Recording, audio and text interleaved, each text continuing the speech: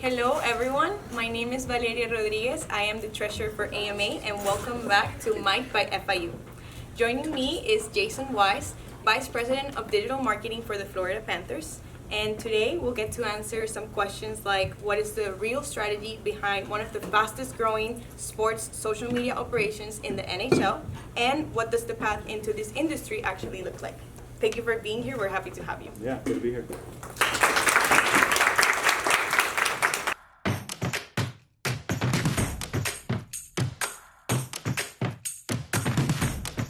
So before starting, we do want to all say thank you for taking time of your day to be here. We're all I think you could tell from the icebreaker, we're all very excited to learn from you. I wanted to know, did you know walking in that you were walking into Panther territory? Because we are the FIU Panthers. I know. When she said that I had the opportunity to park at the Panther parking garage, I was like, okay, I'm home. There you go. Okay, I knew Great. I was good. Yeah, I hope you feel as welcome. Yeah. So just to start off, we are very curious to know what does the typical week look like for the VP of Digital Marketing for the Panthers? Yeah, I think the cool thing about working in social, working in marketing is that you really don't have like a very structured week, I would say. I think the most of our structure happens on game nights. Like that's an event that we can't alter. Correct. So we know going into it, we have morning skate in the morning. We have guys and there's very specific arrival times that we have to capture. We know that the game's going to start when the game's going to start. We know it's going to end when it's going to end, relatively.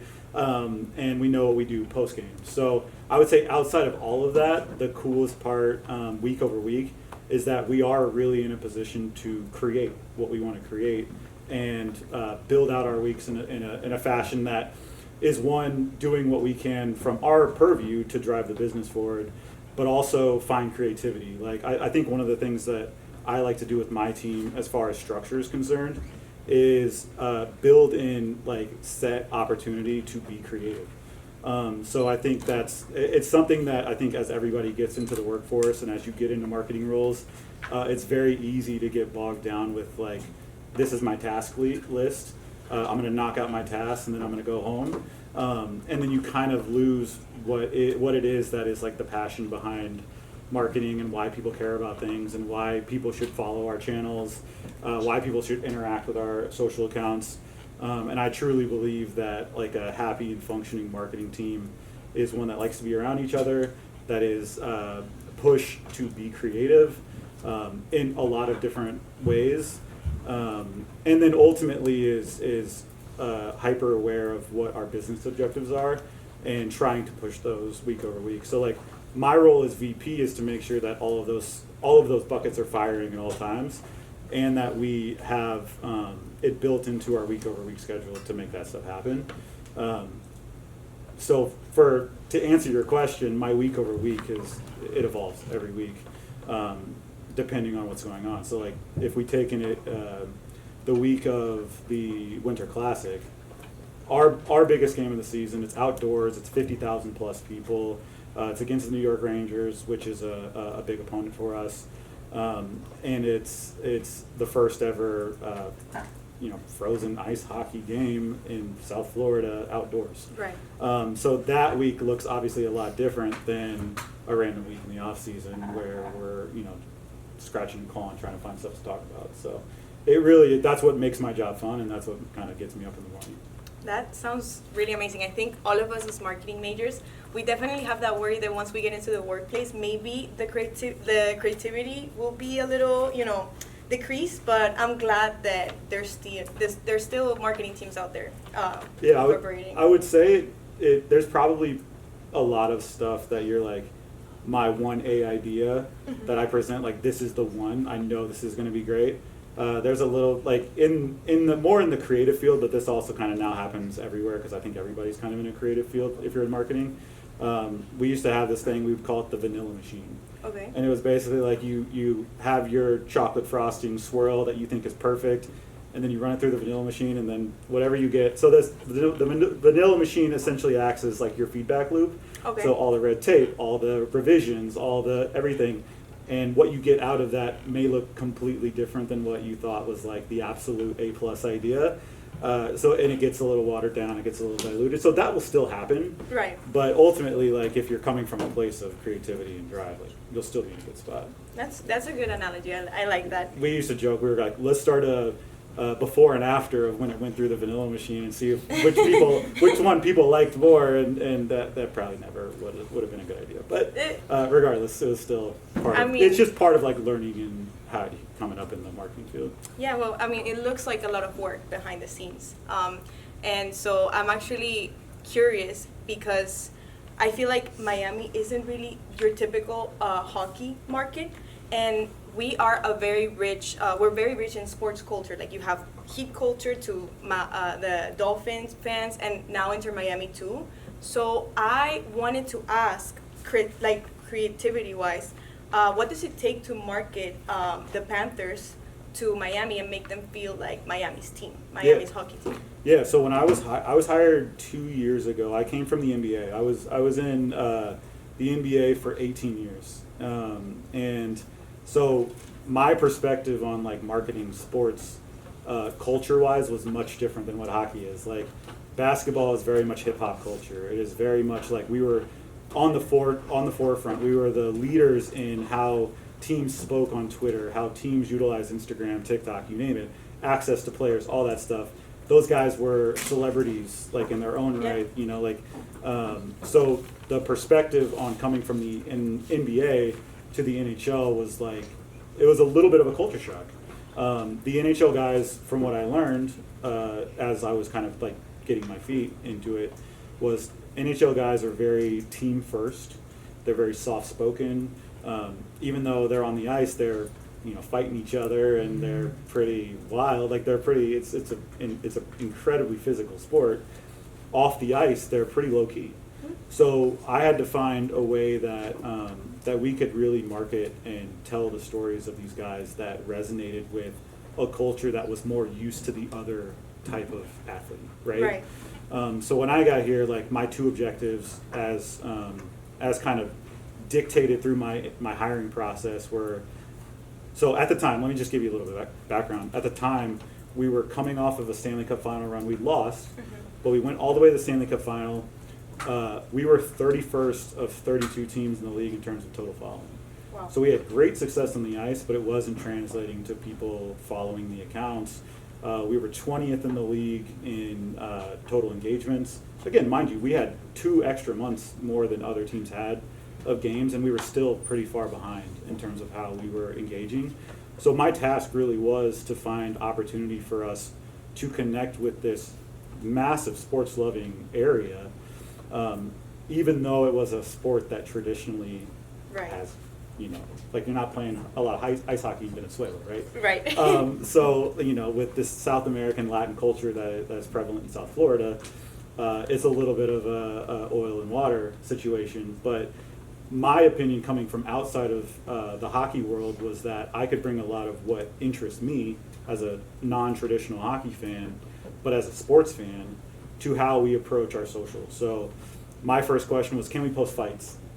Like, that's my favorite part of hockey. So, and so that was kind of my perspective. I'm like, I want to take it from a person who hasn't grown up a diehard hockey fan.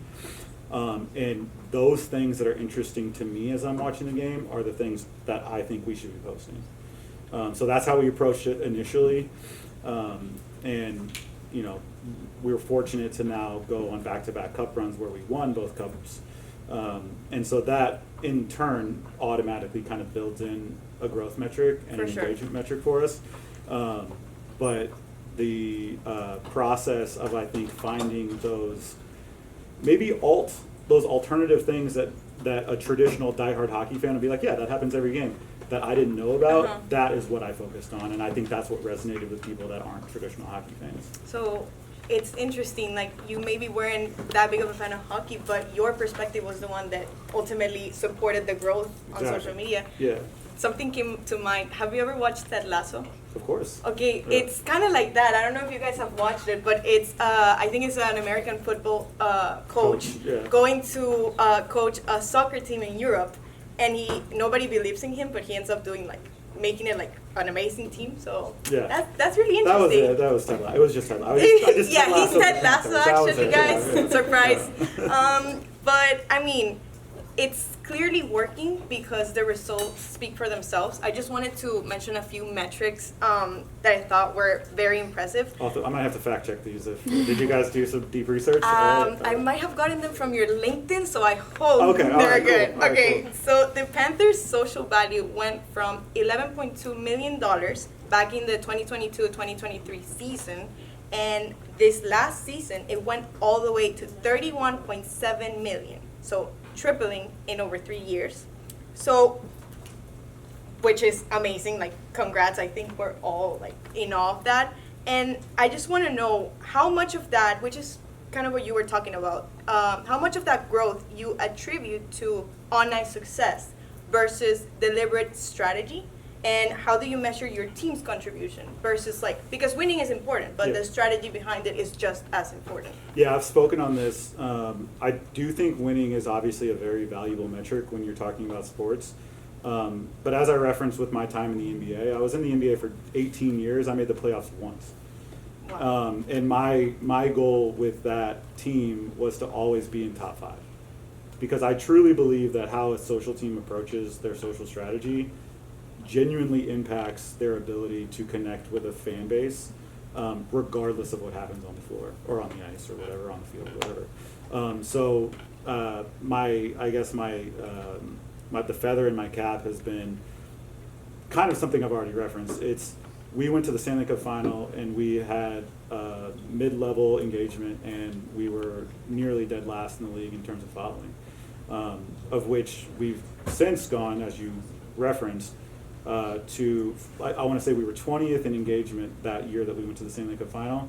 Over the course of my time when I started in March of 24 to now, we're number 1. And so to me, that is proof in the pudding that strategy is important. Yeah. And so that's how I've pitched it to our senior executive team. That's how I've pitched it. I've spoken on this. Like, YouTube was a big success story for us. When I started, we had 9,000 subscribers, and within 9 months, we were number 1 in the league in subscribers. Wow. We've gone from 9,000 subscribers to over 330,000 subscribers in 2.5 years. And to me, that is 100% proof in the pudding that what we do matters. Right. And how we approach things matters. And the ability to care about the nuance of packaging, which is something I'll talk about probably a lot in this conversation, is one of the things I've talked about, one, when I was applying for the job, but two, when I first got there, was I didn't necessarily think that any of the content that the team, when I arrived, was doing was like poor. Like, all of it was still technically the right thought. It was just packaged wrong. So I guess my superpower, if you will, is being really, really tuned into the algorithm and what people, how do we capture attention in the first 3 seconds? Mm-hmm. So if you think about, I did this test with my team, I did this test with basically our entire marketing team, is I sat them down and I had them just scroll Instagram. And you guys can all probably do this too. Go scroll Instagram and put on a timer, do it for a minute, count how many posts you see in a minute. We had some people that were 150, 150 posts in a minute. In a minute is crazy. So we were on average, people were looking at an individual post for less than 2 seconds. Yep. So if I'm not grabbing your attention in less than 2 seconds, I'm losing you. And because of how everybody's on social media, every brand, every entity, every sports team, all of us are competing for your attention. I have 2 seconds to capture your attention. So if I'm not telling you an interesting story that you care about like that, you're gone. So that, to me, we were showing a goal happens. We were showing the highlight of the goal, which is something you would think you would do, right? Yes, of course. But the first 3 seconds of that play, nothing happened. It's all set up, right? So I have zero context in that 2 seconds, what I'm trying to see or why I should care. So that was the immediate switch. So we immediately had to give you context to why you should care. Use colorful language, use a hook. You'll see this probably a lot in marketing. People talk about success on TikTok, success on Instagram. They use the word hook a lot. Yeah. And people used to call it clickbait. Now they call it a hook. Yeah. So how important is that hook? It's incredibly important. You'll see it a lot. Like everybody's on social. Yeah. Like when you see those TikToks where the interesting thing happens first, and then the video starts over, and then you watch the full video. That's a hook. Yeah. So we do that a lot now too. So we'll put a lot of stuff on the front, 30 seconds of it, and then finish with the rest of it. All of it's psychology. Yeah. All of it is packaging. That's my TED talk. That is a great superpower to have as a marketer, and you kind of answered my next question. But I'm still gonna, maybe you have a different answer. If you had to pick one thing as a real difference maker in the Panthers' social growth, what would it be? Maybe like the consistency, short content. I think I can answer it. So that's part of it for sure. But there is something that I think is, for those of you who want to work in social for a team or whatever, I think a really, really big differentiator in social is being relentless. Like just being absolutely relentless with how you want to capture and produce social content. I think, as you know, like it's a 24 hours a day, 365 days a year thing. You could be posting literally all the time. So the people that separate themselves are the people who relentlessly pursue content. Because ultimately, like my team, you call them the social team, but they're really a content team. It's like they're really a production team. And so we're kind of in the business of not only finding actionable content strategies, but being actionable, like actually producing it. So the people that I think get left behind or that don't thrive in a social marketing environment are the ones that aren't like just a dog about getting after and just creating content nonstop. So I think that's what I've done now. I think as I've built this team to be like that, Right. where it's like, okay, so yeah, we have 4 things on the calendar today, but we're going to post 12 because we're just going to get after it. So that I think to me is also what's helped influence our growth, because we've just been in people's algorithms more frequently with the right type of content. That's really interesting, and also I think team culture is often really hard to get right on social media. Sport fans are some of the most passionate fans out there.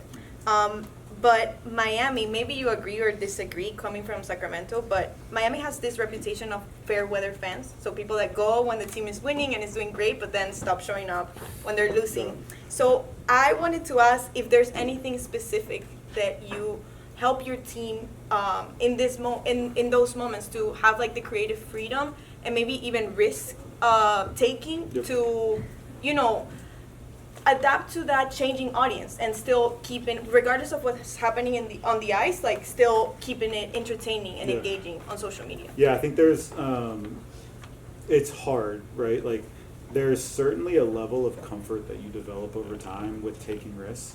Mm-hmm. When I was an intern, I definitely was taking a lot less risks than I'm taking now as someone who's been in the game for 20 years.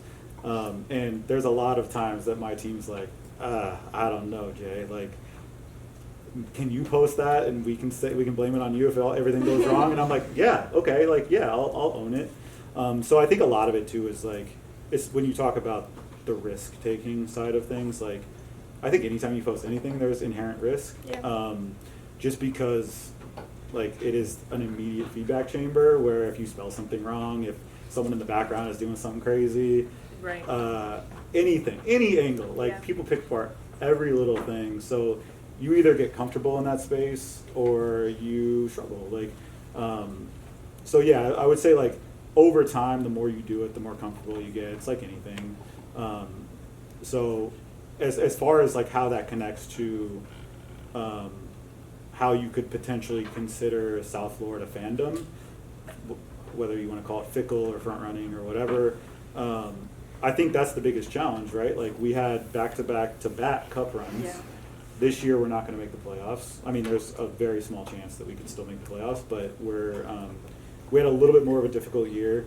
So really the task this offseason is how do we keep people engaged? How do we keep people caring about a product that they've come to expect to be championship caliber every single year, right. And maintain that through the course of a longer offseason. and then continue to build that momentum into the regular season. Luckily, I have a ton of experience in this. As I mentioned, I missed the playoffs 17 of my 18 years in Sacramento. So building hype through the off season is kind of something I really enjoy doing. Okay.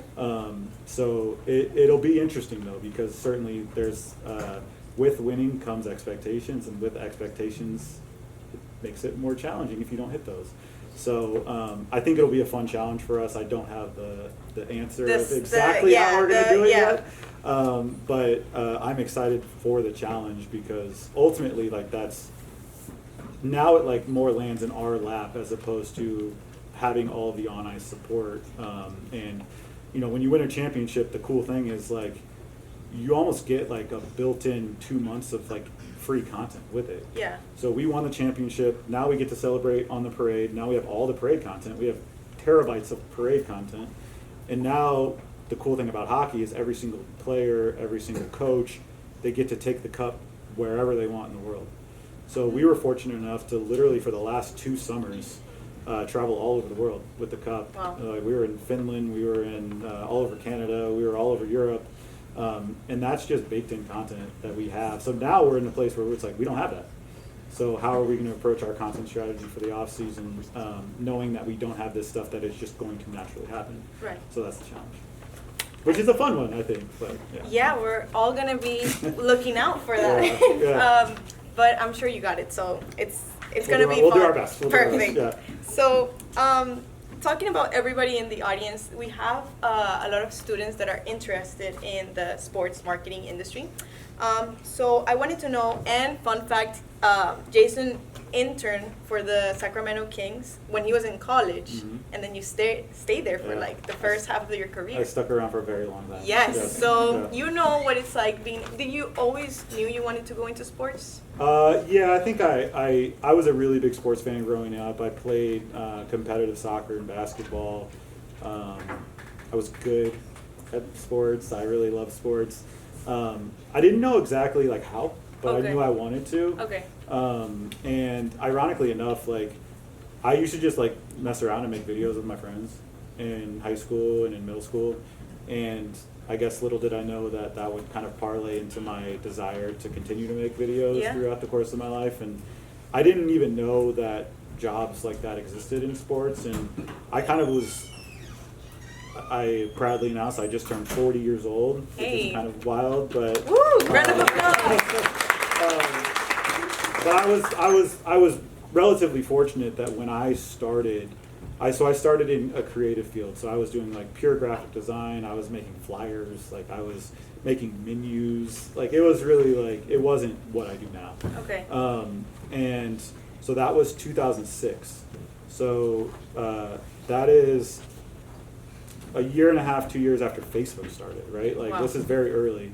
And January of 2007, this is a stat you don't know. Okay. January of 2007, the Sacramento Kings were the first team to ever tweet. The first professional team to ever tweet. Which I don't know, are we calling it a post now? Is anybody calling it an X post? Or are we all still calling it tweets? I tweet. Yeah, we're still calling it tweets. So we were the first team in January of 2007 to ever send out a tweet. Does anybody want to know what that tweet was? Yes. It was really good.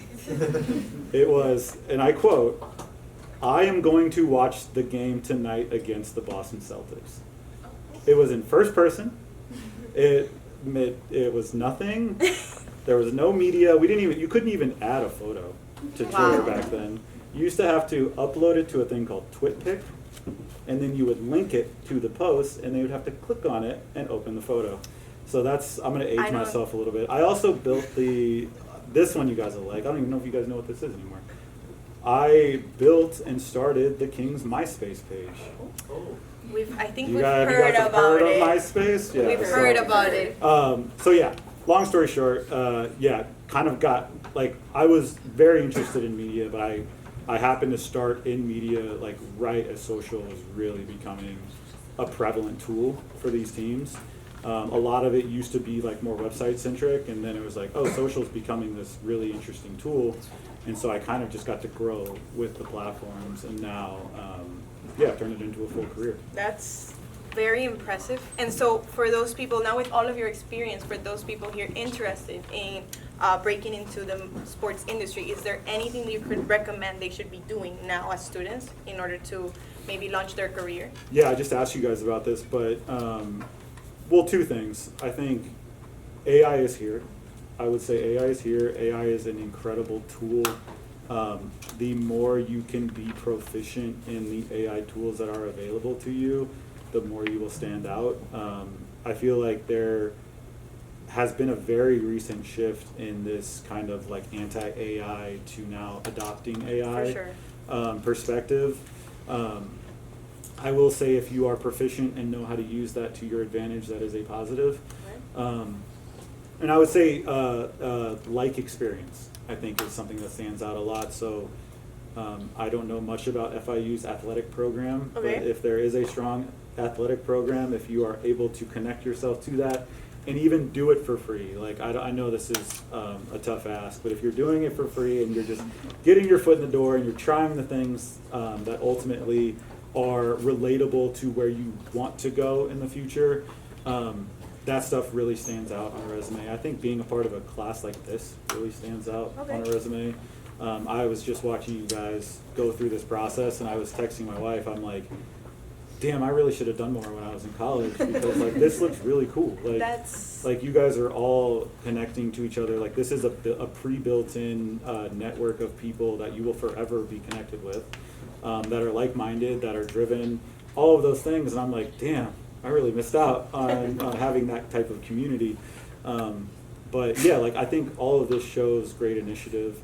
And again, like I hark on this a lot, but like I think however you can show that you are relentlessly pursuing being great at whatever you want to be great at, like I think that stuff really shows.